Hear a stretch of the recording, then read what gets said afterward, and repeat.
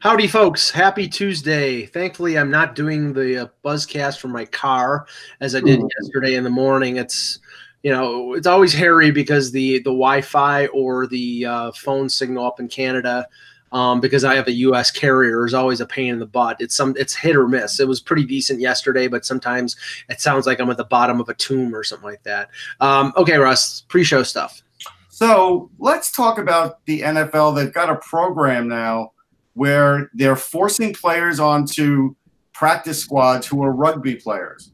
I don't know if this is so they can play them when they're just playing in London, so they get a little more fan interaction. I'm not really sure. I think that's what they're trying to do, and it sort of like expands the team's roster, and then you can play a couple of these rugby guys, let them get a few handoffs, let them get a few kick returns in, and everybody's happy in London while they're selling 100,000 seats. Because I did see the wording of, like, this is like a program of the NFL now to work these players in. Yeah. And they don't even count against the roster. There's like a 90-player roster limit for training camp, and these players don't even count against the roster. So this unless they get picked from the roster by the time the season starts, they're not actually on the roster. But this is like an Australian Rugby League international that they worked the deal out with, I think, or all rugby. I'm not sure of that. Yeah, so there was a guy who played on the Niners who played Australian League Rugby. And Australian League Rugby, so you have two types of rugby. You have union and league. League is sort of a game that probably most people would think translates a little closer to football because it's the speed of the game and stuff, even though rugby is certainly not slow. It's just a smaller squad. They set up different, like instead of the line of scrimmage, you have scrums. The scrums are a little different, and the way the ball is put into play is a little different. There seems to be a little more crossover to that. The reason scrimmage, you have scrums. The scrums are a little different, and the way the ball is put into play is a little different. That's not me. There's a little more crossover to that. Is that you, Russ? No, it's not. Scrimmage, you have scrums. The scrums are a little different, and the way the ball is put into play. Weird. Oh, wait, maybe it is. Are you, Russ?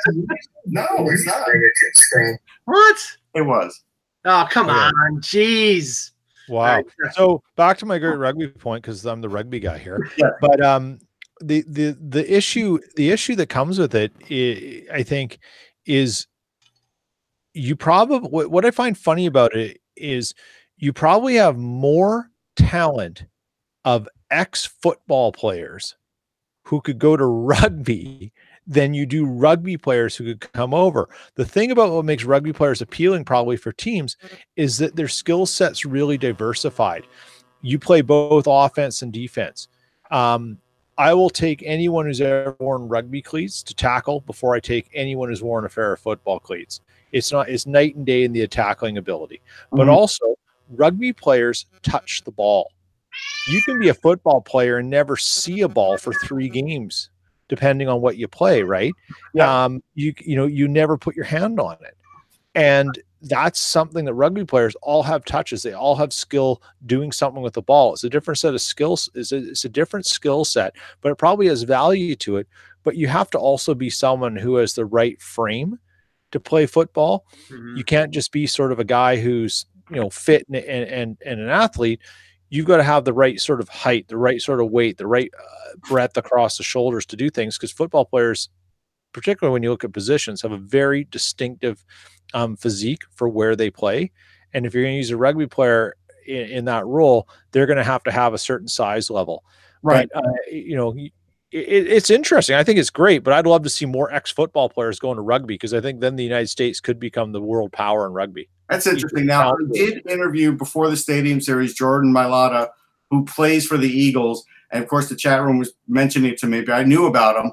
He hadn't played a game last year because he was put on the IR. But part of the reason they drafted him was because he's 6'8", 340, and they figured, hey, he's a good athlete. He might be able to play offensive line. But some of these guys now that they're just sort of tossing onto the practice squad, I don't know if they're going to play.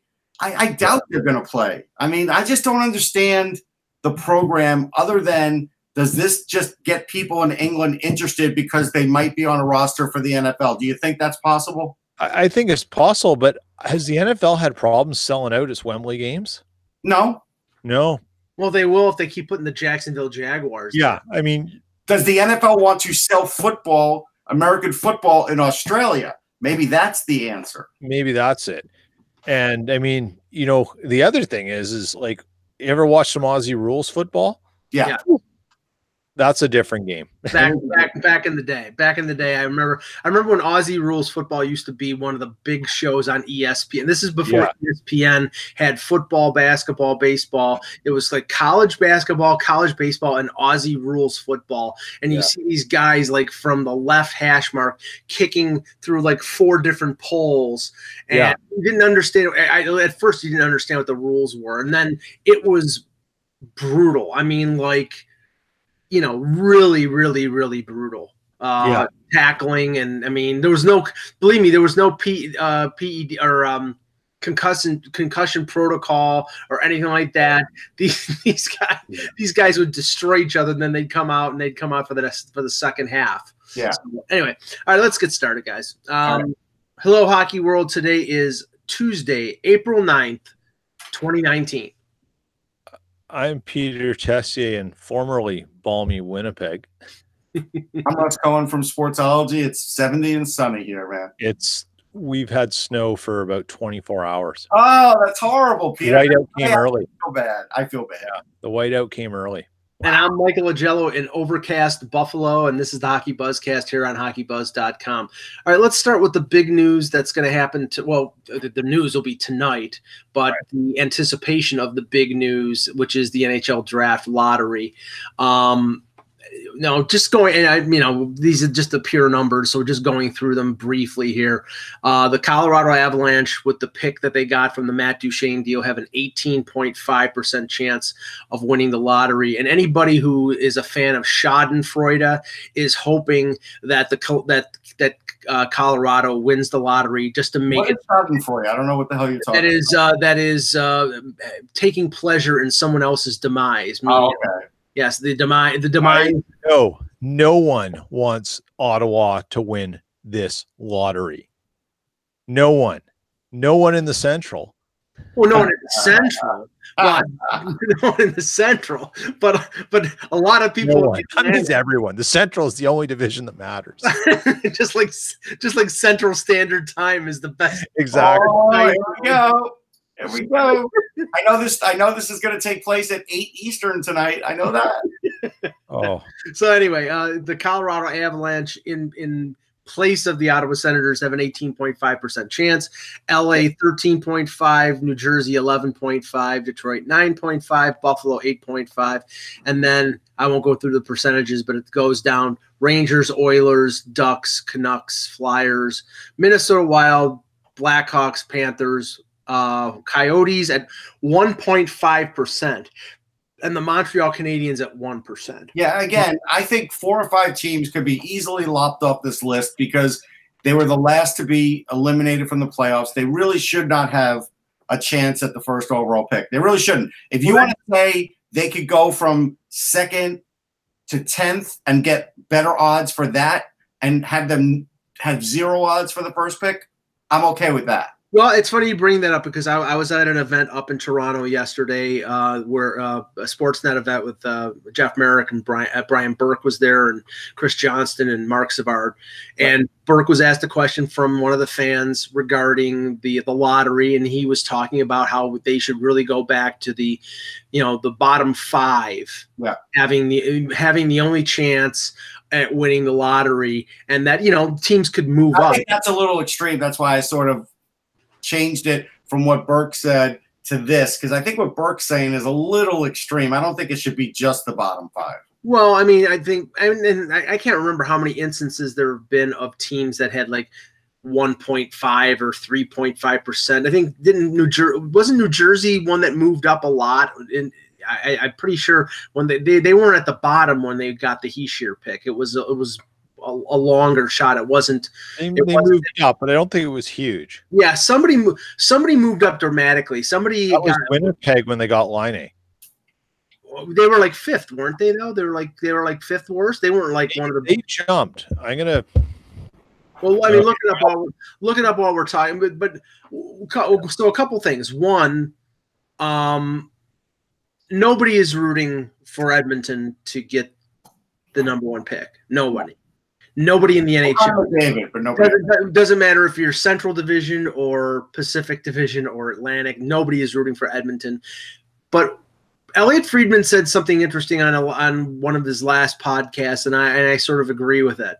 If Edmonton or Buffalo win the draft lottery, there will be significant momentum to put in place a situation where teams cannot draft in the top 3 in consecutive years, that they'll put some sort of drag on the lottery where but they'll be bitching and moaning. But we've also said that we felt like teams would start to complain about the college free agents and change that, and they've never changed any of it. Well, that's part of the CBA. No, I know, but this is not going to get changed. No way. Well, I think it would. If Edmonton gets a 5th number 1 pick in a decade, I think it'll change. I don't think it will. I think Gary Bettman will just say, "Look, Peter, that's the way the lottery ball goes." I don't think it'll change right away, but I think it'll definitely happen. Okay, hang on. Sorry. Well, we know who the real boss is now. Yeah. Probably a thank you. It's probably a thank you. Yeah. Sorry. Unbelievable.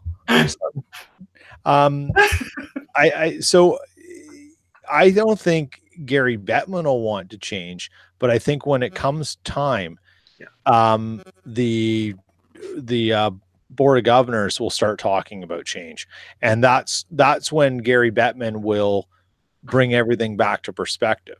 Yeah, right. Now, and the reason I mentioned Buffalo in this is in the last 6 seasons, Buffalo has had the worst record 3 times, and they've drafted second, and first.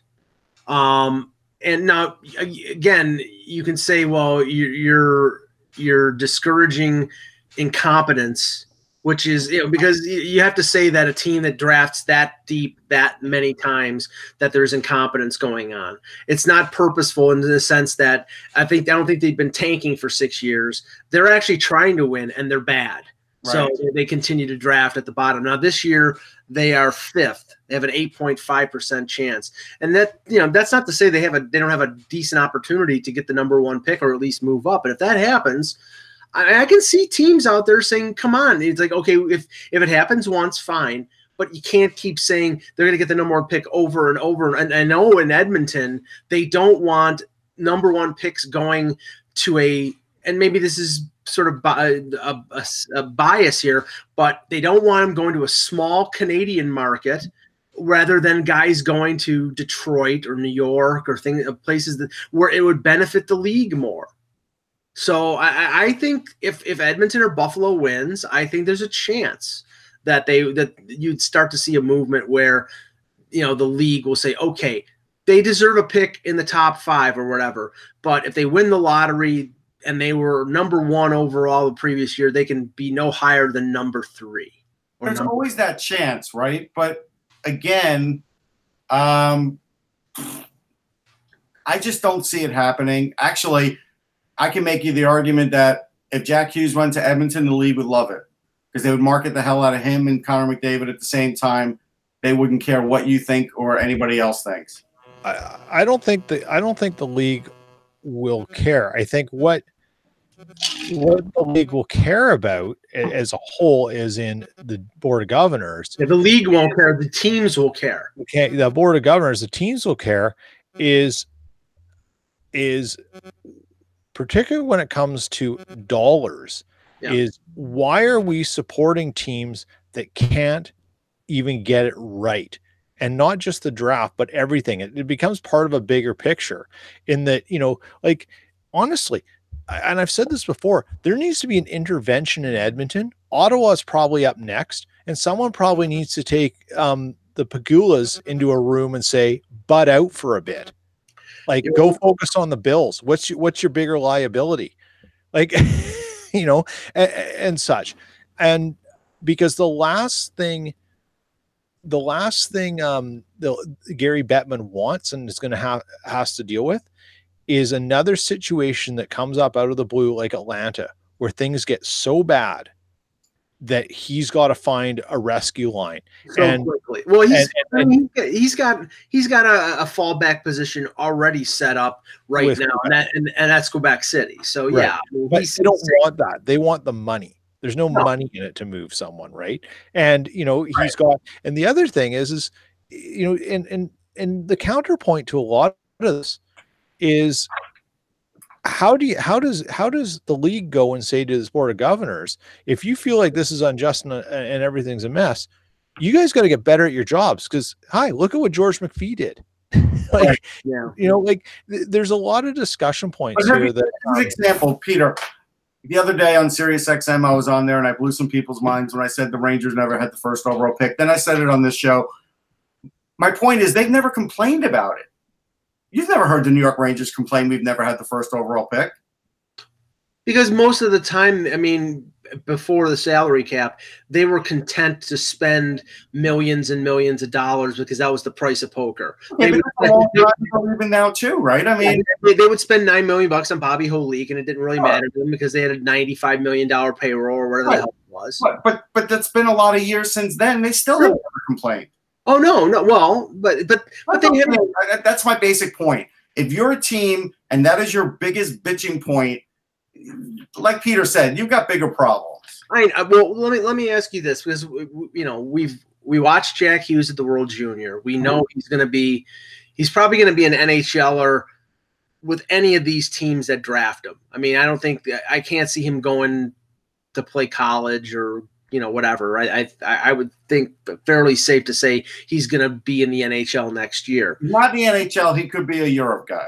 Or he could go to Switzerland or something like that. If they didn't want him to, if they didn't think he needed to get stronger or whatever, But I would say more than likely he's going to be in the NHL. Now, the question is, where would he be the best fit? I mean, I look at some of these teams in Colorado. He would slip in nicely as the number 2 center behind Nathan McKinnon. Yeah, that's a good fit. The Rangers is 2C behind Zibanejad. That's a good fit. Now, New Jersey, he'd be the number 1. Yeah, but not to start. They still wouldn't do it to start. You mean they'd have Travis Zajac playing number 1 center until they feel like he's ready. Yeah, I mean, in Detroit, in Buffalo, he slips behind Larkin or Jack Eichel. Yeah.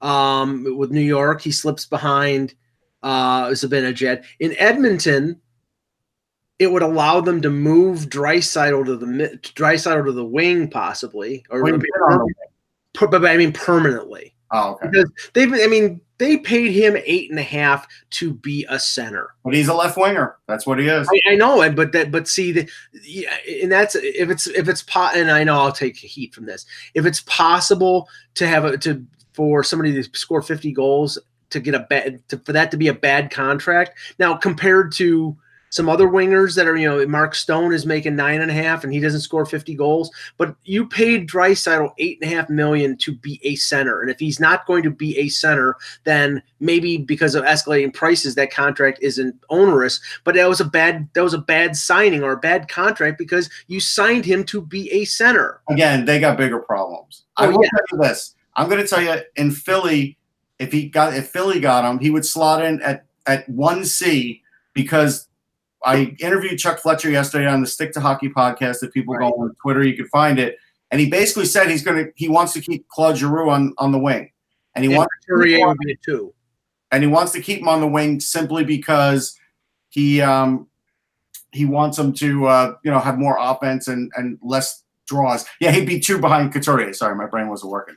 Yeah, but then Nolan Patrick would be a 3. Right, which is better for Nolan Patrick, actually. Right. Now, Anaheim, you'd probably put Getzlaf as the number 1 because he's experienced, but I don't know how, with their lack of speed, I would think that eventually, not very quickly, not very long, I would say Hughes would probably be the number 1. Yeah, Mike, I didn't want to correct you, but Esmir's doing it, so I'm going to do it. He sure is the number 1 center in New Jersey, but yeah, I know. I didn't want to say it, but maybe. No, I mean, yeah, right. Well, okay, then let's take Esmir's tack there and say, okay, is it Hughes number one or is it Hischier number one? I mean, I think it would be Hischier to start, and then Hughes could maybe get the job later in the season. But they saw with Zaka that it would take time. It wouldn't take that much time for Hughes, but just as an example, they probably learned from that. Yeah, I mean, Peter, in Vancouver, Hughes would be a number two behind Pedersen. Yeah. Okay. I mean, I would think that. I mean, I mean, that's how it starts. Yeah. And then who knows where it blossoms, right? Right. The only negative I can see from, and don't get me wrong, if Jim Benning wins the lottery, he'll be doing huzzas and handsprings in the TV studio in Toronto tonight. But the only concern I would have about Vancouver is the fact that your skill players are all pretty smallish. It would be Pedersen, Quinn Hughes, Jack Hughes, not exactly out of size. Now Besser's a rugged, a ruggedly built guy. Virtanen's a big guy, but I'm talking about your skill guy. I mean, that's a pretty big guy. Who's that? Horvat's a pretty big guy. Yeah. So they have three pretty big guys there to balance it out. I'm not worried about them.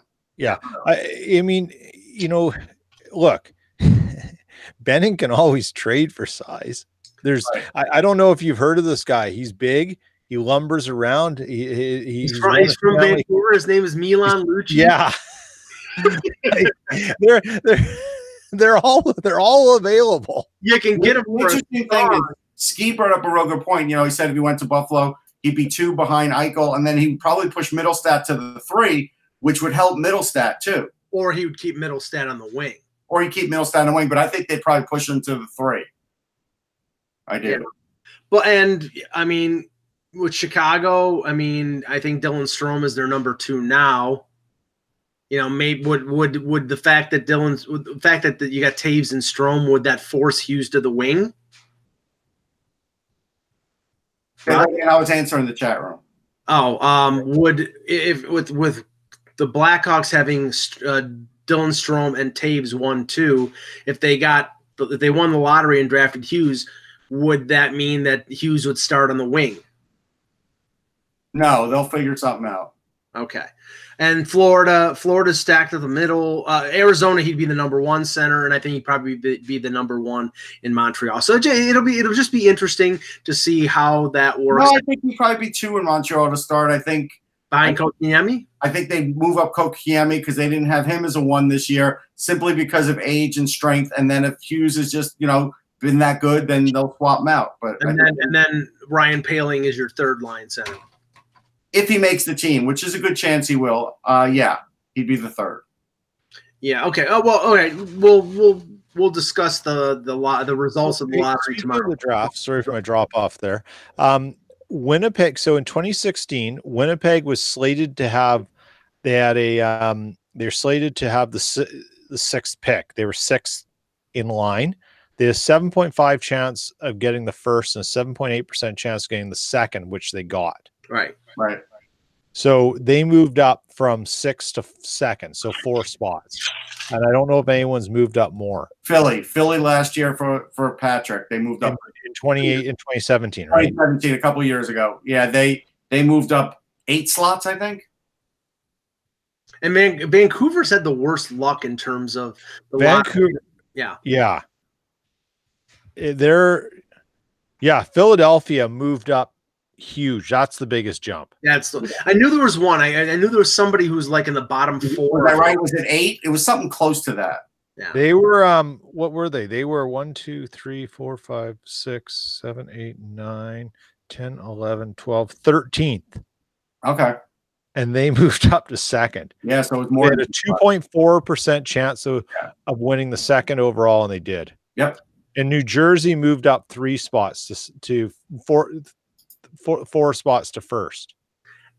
I'm just making a comment here. I just saw a text or a tweet from John Shannon, who provided the list of NHL series supervisors. I mean, these are former officials.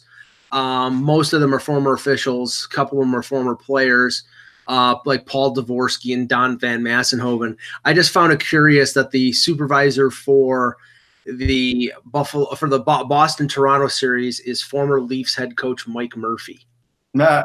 Now he's also been with the league for a long time. Yeah, that's why. Right, but you know what I'm saying? It's like the appearance of favoritism there. I don't think there is. I don't think there would be. I'm just saying it's a former Leaf head coach. So let me ask you this, because it's fun to talk about draft stuff because the draft is tonight. Go back and look at that 2017 draft. I didn't realize this. So Vancouver had the second best odds at number 2, and they dropped to number 4. Yeah. Right. I still think they're okay with it. Actually, they dropped to number 5. Sorry. They did okay though, Peter. They did okay. But had Vancouver gone and picked first or second, would they have taken Heishiser or Patrick and passed on Pedersen? No. Do you think they would have gone Pedersen? That was their guy. Like, they're a team that had their guy and will take their guy no matter where it is, no matter where they get picked. And I believe because of Jim Benning, that was their guy. I remember. Imagine if it changes, and they don't. How does that? What if the Flyers had Pedersen instead of Patrick? Yeah, it would be crazy. But again, it's funny how those things work, right? Like, I just don't think that would have happened. But what would have happened is, Heishier wouldn't have been first overall if they picked first, and then everybody would have been like, "Oh my God, you picked this." Because again, I went back and looked at a lot of the comments from Vancouver fans about Pedersen, and it was mixed. Oh, he's big and skinny. When's he going to have an impact? Those kinds of silly things.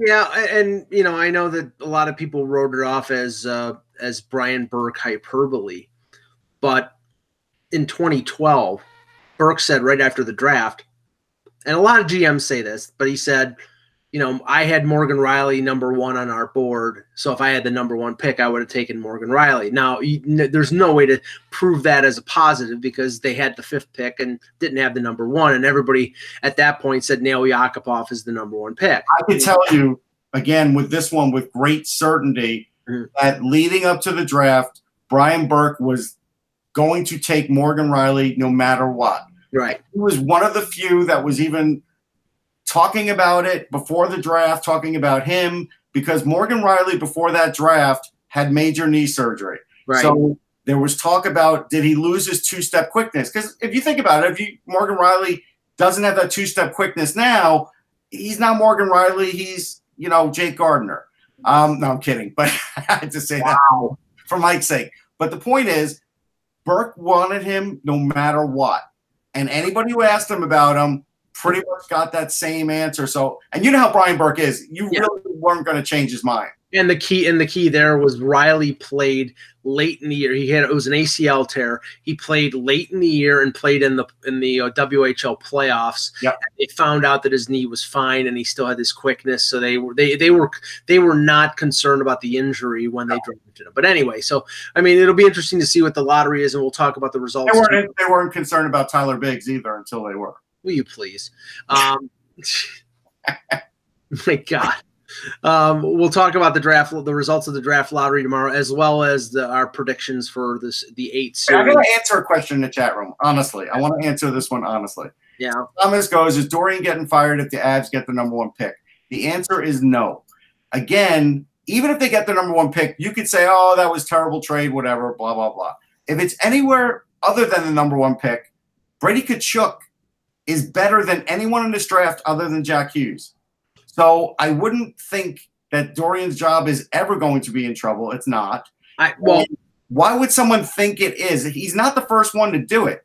Clearly, go ask the Leafs. The Leafs had a problem with that deal, that kind of deal too. It does happen, but I think Dorian saved that deal by retaining the pick last year because he knew what he was going to probably get. He didn't think his team would bottom out this year. Most GMs don't, and it happens. So you're going into the next season with some optimism, right? And you feel that, like, if you don't believe the moves you're planning to make regarding Erik Karlsson are going to improve your team, right? If you don't believe in those, then you shouldn't be making them, right? Well, so you have to have optimism. Yeah, but Russ, I think this is the point we make, and I'm definitely guilty of it, of that Dorian didn't weigh his, didn't understand the situation he was in last year, is not a fair point. Well, He did understand it, and that Brady Tkachuk has been everything as advertised and more, and he will be valuable to Ottawa. And now that we see the return with Brandstrom coming, right? Like, Dorian is putting together something. Yes, that could be quite special with some players. He still needs some help, and sure, having this year's pick would help. Go ask how many teams if they would like. He's also got a bunch of stuff from Columbus. Well, according to Gordon Miller at TSN, he was talking about this on the radio this morning. He said that when Dorian was making his decision last year, he looked at the 2019 draft, and at that, and they, believe me, these teams scout a year out, so they know who are gonna be the top picks, or in the top realm of the next draft. He said that the only players that he was considering better or on par with Tkachuk would have been Hughes and Kakko. So if that's the case, if Colorado's picking fourth, then the gamble paid off for Dorian. Or third or second, it definitely paid off. If it's not first or second. If it's not even just not first, there will be an argument whether Kaapo Kakko is better than Brady Tkachuk, and that's a good argument, but it's not an argument we'd be able to settle today. But you will agree that if they give up the number one pick, that it's bad. Sure, it's really bad. Okay. Yeah. All right, let's talk some news of the day. And first of all, we have to touch on the announcement that came around 12:30. There were some indications that the NHL was going to make some sort of decision on the Slava Voynov thing, which we were sort of waiting for all year. And of course, they do it in between the end of the regular season and the playoffs. They announced Voynov is going to be suspended the entire 2019-2020 season, and including the 2020 playoffs. So he would be eligible to come back to the NHL next July of 2020. Apparently, the NHLPA has not said anything yet about appealing this. I would expect that they would. They will. Because they appealed the Austin Watson situation. They appeal everything as a matter of course. So what is the fallback here, Russ? I think it's probably 40 games and the halfway mark of next year. They cut Austin Watson in half. I know. I mean, I don't know what's going to happen here. I was kind of blown away that this was actually the determination. It's the right one. Don't get me wrong.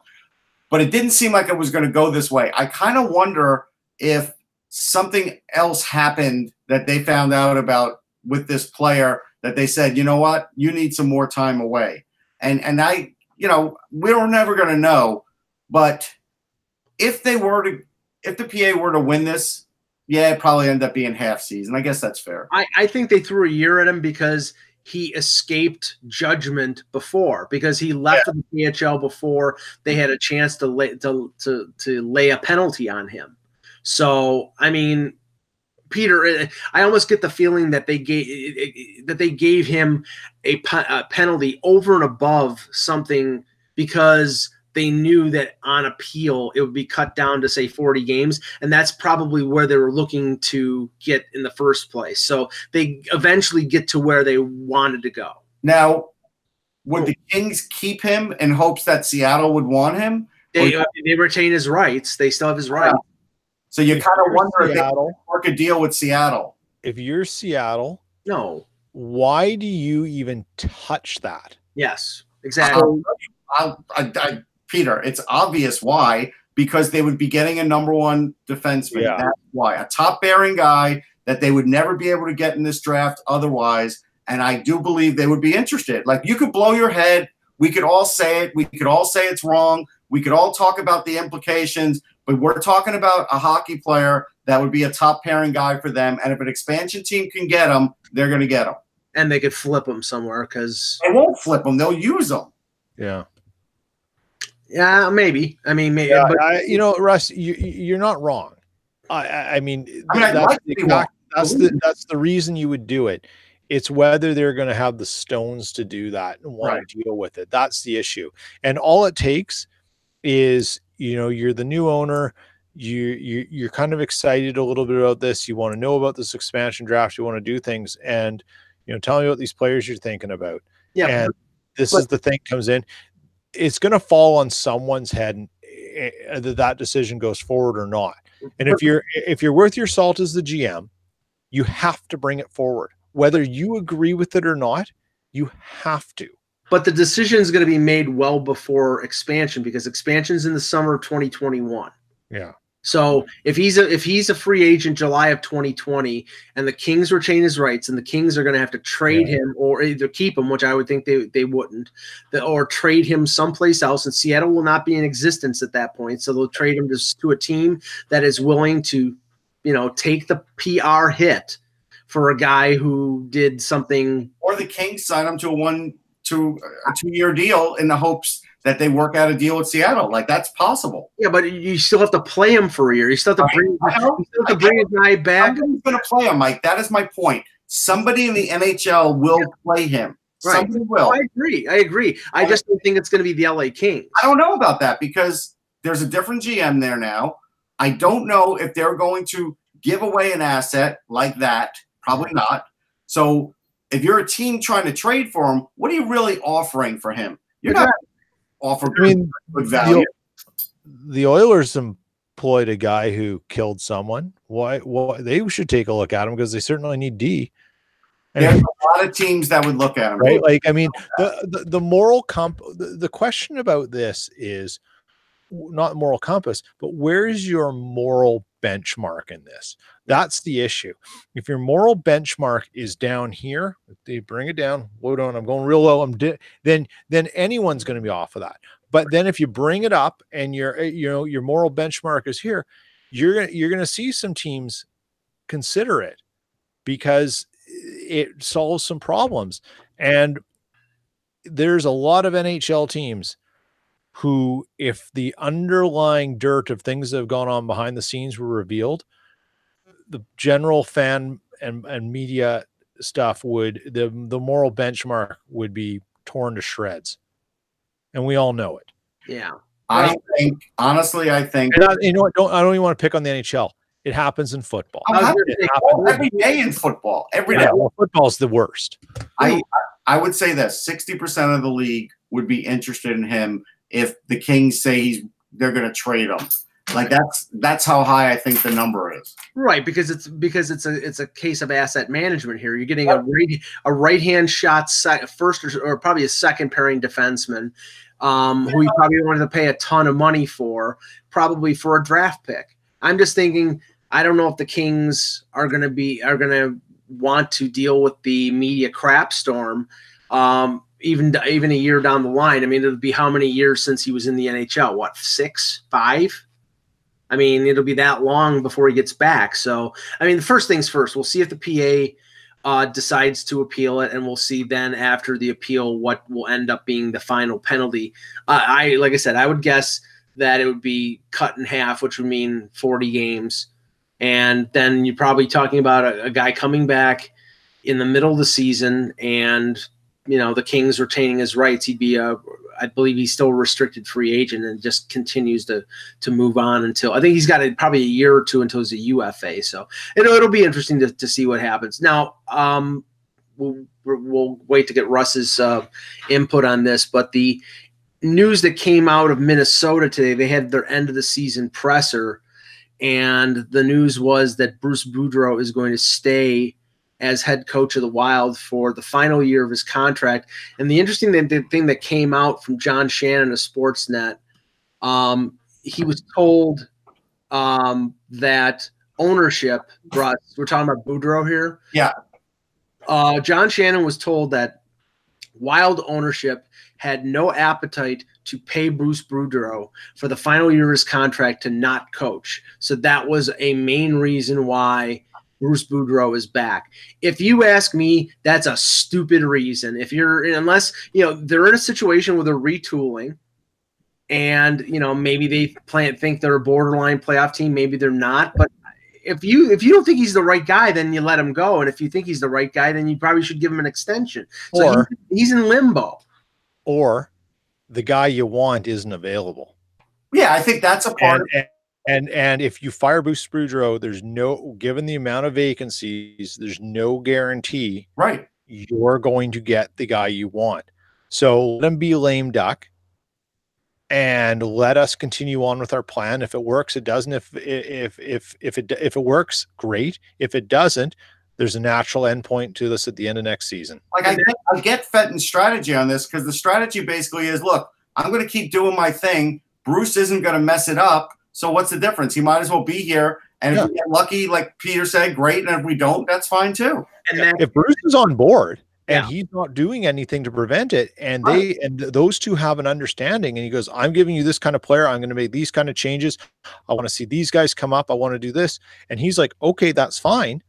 I want to do that too. Why piss money down the drain, and why put yourself in a situation where you're going to get against 4 other teams right now and need a head coach? And that guy might have been Joel Quenneville. And as we know, Quenneville took the Florida job yesterday. And Russ, I find it hilarious with all these situations around the league with coaches. And we were talking about this morning, and we'll talk about the McClellan scenario here as part of this. It came out yesterday from somebody we respect, Eric DeHachik of The Athletic, that McClellan was basically on the verge of being the next coach of the Buffalo Sabres. And that's 24 hours after they had fired Housley. The sort of response around here, and Mike Harrington from the Buffalo News was talking about this on the radio this morning, was that based on what and I was at the press conference on Sunday, based on what Jason Botterill had said about,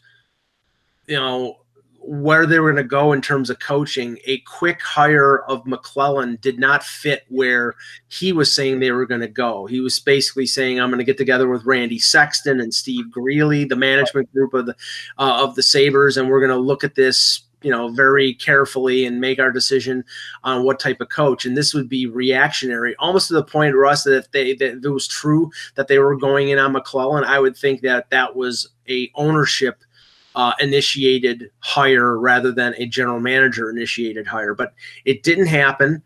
And I get the feeling, and Harrington said the same thing, I get the feeling that Todd McClellan is playing the Mike Babcock playbook. It's rumored that he was given permission to talk to the LA Kings. I'm sure the LA Kings, if they haven't tabled an offer, were hinting at an offer. And based on the fact that McClellan is this is a derogatory, but he's a 2-time loser in the sense that San Jose, he didn't do very well. He made the playoffs but never advanced, and Edmonton was an unmitigated disaster, that he doesn't have a lot of leverage right now in the league to get a contract that would be beneficial for him. So maybe you float out there to the Buffalo Sabres, who you might have no interest in coaching for. I think this is like agent driven, and basically I don't think there's a robust market for McClellan. So I think this is a way of keeping interest high and making the Kings think like, hey, maybe we were only going to give him a couple of year deal offer. Maybe we have to give him 3 now to get him. Those kinds of things probably start coming into play. But, I don't get too worked up about it. I know fans are ridiculously worked up here in Philly and in other places because they feel like they lost, Joel Quenneville. Now, the interesting thing is when I spoke to Chuck Fletcher yesterday, he made it very clear their search started yesterday. Now, that is the official word from the Flyers. Now, he is probably telling us the truth where he didn't contact Joel Quenneville, but I'm sure somebody did. And it doesn't have to be even in the Flyers front office. Right. Anybody as a go-between. There's always these loopholes in these kinds of things. So whatever. And there's no positive in Philadelphia saying we were interested in Joel Quenneville, because by saying that, you've admitted that he spurned you. Right. And there's no positive in that. I agree. And I think Fletcher did the right thing by basically saying we were starting our search now. Quenneville's taken. I don't have a chance at him. And let's see who we can get. And I do think that that's the right thing for the organization, but fans feel like they lost out on him. Here's the reality of what Joel Quenneville was doing. He took notice of the league, where there would be vacancies, He looked at players. He spoke to people. He probably was going to be leaning towards Florida anyhow, even though we may not have said it all the time, simply because Dale Talon, that draw was strong.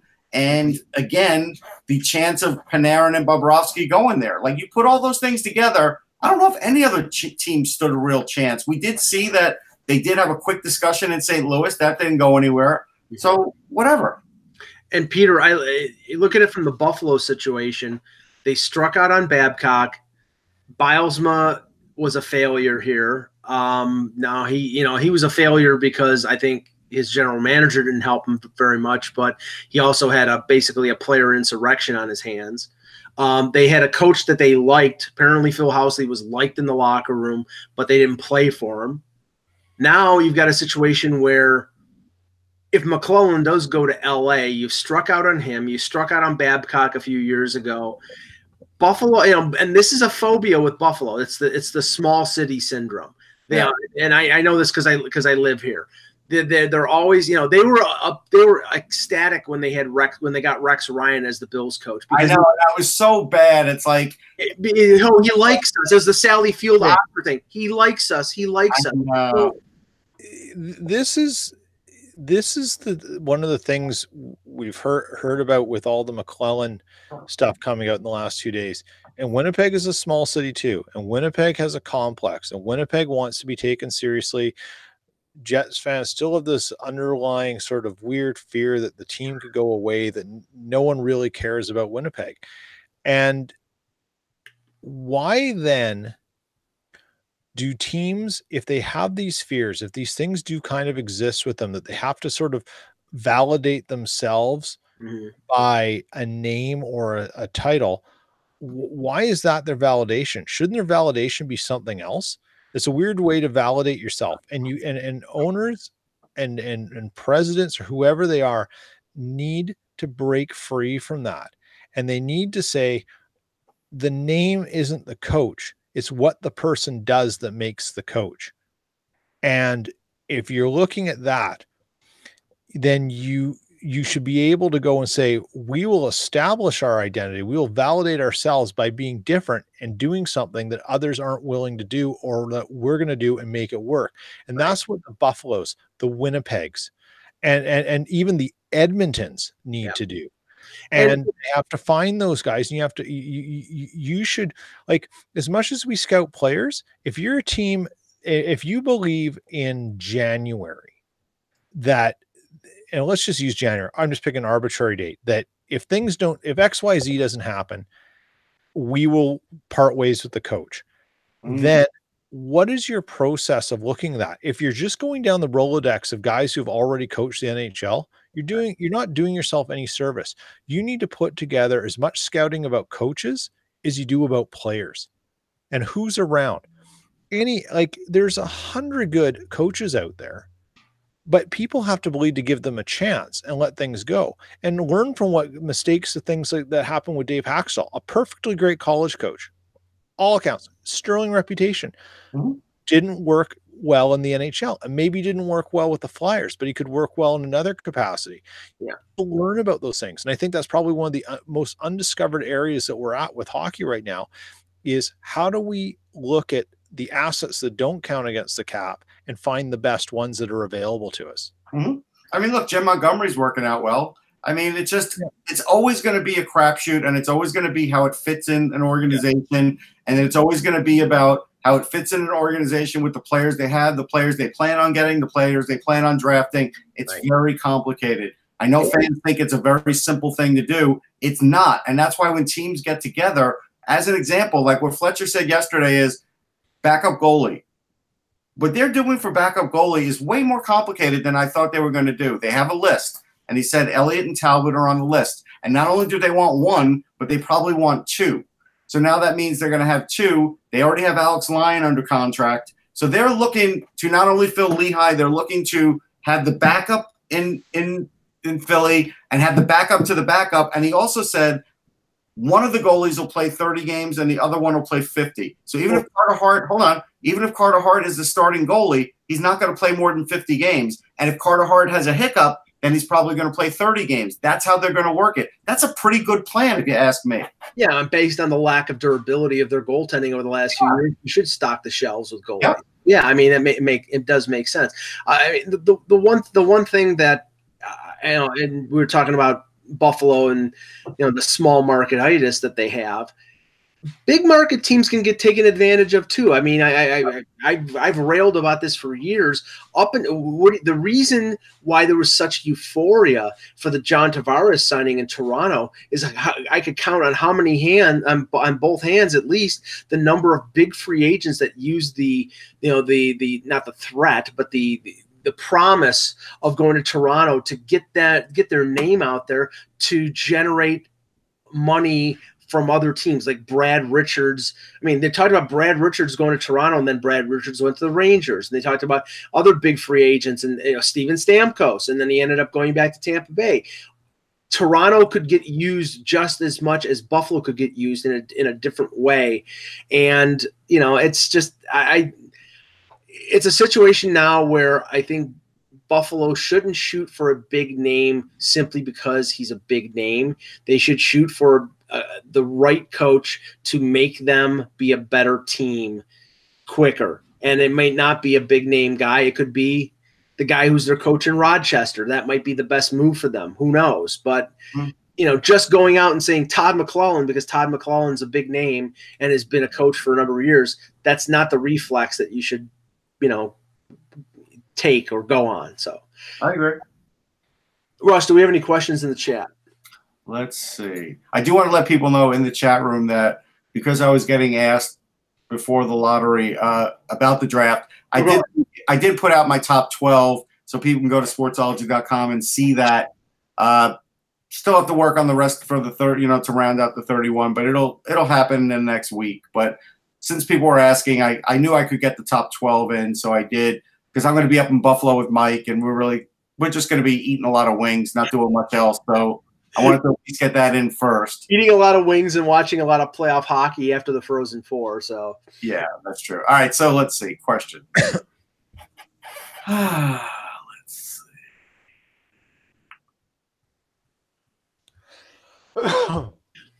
And but while we're looking for a question, Peter, let's just ask now: is St. Louis Winnipeg starting on Thursday or starting tomorrow night? Starting tomorrow. Okay. I was up in Toronto yesterday, and the general feeling from people I talked to, from reporters, from most everybody that I had interaction with, is that the Leafs are going to lose. That the Leafs are the underdog. That maybe they're propping up Boston a little too much, but. Most of the predictions were Bruins in 5, Bruins in 6, but mostly Bruins. Only a few guys are saying, don't underestimate Toronto. Okay. I mean, I'm not underestimating. I'm looking at the picture of an 82-game season and what one team has done and what the other team has done. And, you can sometimes get an inaccurate picture there, but sometimes it is accurate. But what is the feeling in Winnipeg about the Blues and the Jets? Cautious optimism. I think there's a lot of fans who believe the Jets will find the proverbial switch, turn it on. The team will look like it did last year, and all fears will go away, and that they've been playing possum since January. That's one half. The other thing is that there are still a lot of tickets available for the home opener. Okay, which is interesting. Now, what is? I mean, so they're having these whiteout street parties. Okay, so they basically what they did is to help cover some costs and raise money for charity. They're charging $5 for people to come down, right? Party on the street. And the indication is the indication is that Bufflin is he playing less than 100% or just not? Bufflin's playing. Morrissey's back. It's a full lineup. Only Tanev's out. Okay. So the interesting thing is they've sold more tickets to these street parties to be out on the street than the combined sales of tickets for the first 2 games inside the arena. Wow. It's weird. All right, that is weird. All right. Wallets. So we do have some questions. Hold on now, My mouse just took off half of what was on my toolbar. All right. Yeah, there are so many people in the Toronto area that the tickets are sold, but I do know that they're planning on having the rally in Maple Leaf Square outside the Scotiabank Arena, so there'll be that kind of event. And I was out there 2 years ago when they played the Capitals, and it was a pretty raucous scene. But all right, so first one, Tim Hune asked Russ, "What do you think of Rikard Grönborg as a possible head coach for the Flyers?" He's the Swedish national head coach. Right. They've had some issues over the years, like with the way they play their defensemen. Now, the Flyers do have some Swedes, but I don't think they're looking that way. When we did ask Chuck Fletcher about the coaching search, and he said it started yesterday, he said there's no timetable, so it could go right through past the draft through the summer. So that does lead me to believe that there are some people that are still playing that they want to interview, maybe an assistant for somebody in the NHL that, whose team's not out of it, that kind of thing. Maybe even someone in college, even though I know fans who probably bristle. Scott Sandelin, as an example, from Minnesota Duluth, was a Minnesota native, played for the Flyers. So if he wins another championship in Minnesota, again, he might be worth looking at, because go look at Jim Montgomery, who had won championships, and it's working out very well for him. So that could be a guy right off the bat. I heard Grönborg's name in connection with the Sabres when the talk was that Housley was going to stay and that he'd probably have to fire his assistants. But I don't know whether he would come over as an assistant coach, if there's still that hesitation to hire a European as a head coach. Eventually somebody's going to do it. But I will say this too. I mean, I know Flyers fans would love Dave Tippett, but Tippett's got a job in an office already in Seattle. So if you really want to get him as a head coach in Philly, you're really going to have to overpay. And so I don't know if they're going to do that. So then they might go the Elaine Vigneault route, and they'll interview a bunch of guys. Like, I fully expect us to hear every other week that they're interviewing another guy. So stay tuned for that one. I don't think it's going to happen anytime soon. But not Joel Quenneville. Right. Cam says, if Edmonton wins a top 3 pick, does anyone you see then trading it? I don't. You guys? Would I see Edmonton trading a top 3 pick? If it's 1 or 2, no. If it's 3, maybe, because they have so many holes. But I joked about this last night, and maybe I'm way out on the reservation here. Could you see Edmonton trading their first-round pick to get somebody to take Lucic's contract off their hands? No.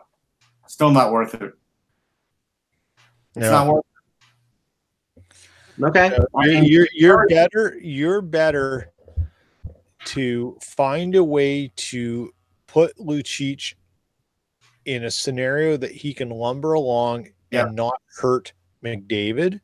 Yep. So on the third line, and find players who can work with him and bring them in, as opposed to trying to trade him and trade away the first. At some point, Edmonton has to start making moves that are sensible to the long-term health of the organization, not trying to quick fix their way out of it. Yeah, they'll buy him out at some point, but it's not. It's not yet. I think it's 3 years left. So okay. Couple more. Lord made fun of Buffalo's vibrating nightlife. I don't know what that means, but okay. Or even vibrant nightlife. Actually, to be honest, there is a nightlife in Buffalo. You would be surprised. I think it's not involving chicken wings. Buffalo is not that bad of a town, guys. I mean, compared to Toronto, it's not exciting, but it's a pretty decent town. This is a good question from Anthony Russ. If Alex Alexiev's knee recovers good this summer, does he crack the Caps top 6 next year? Not the top 6. I mean, Alexiev's a really nice player. He's not cracking the top 6, but could he make the team? Yeah, there's a possibility, but it really does depend if he's 100%. But there's no way he's cracking the top 6. You're talking about a world-class team here. Let's see. Couple more.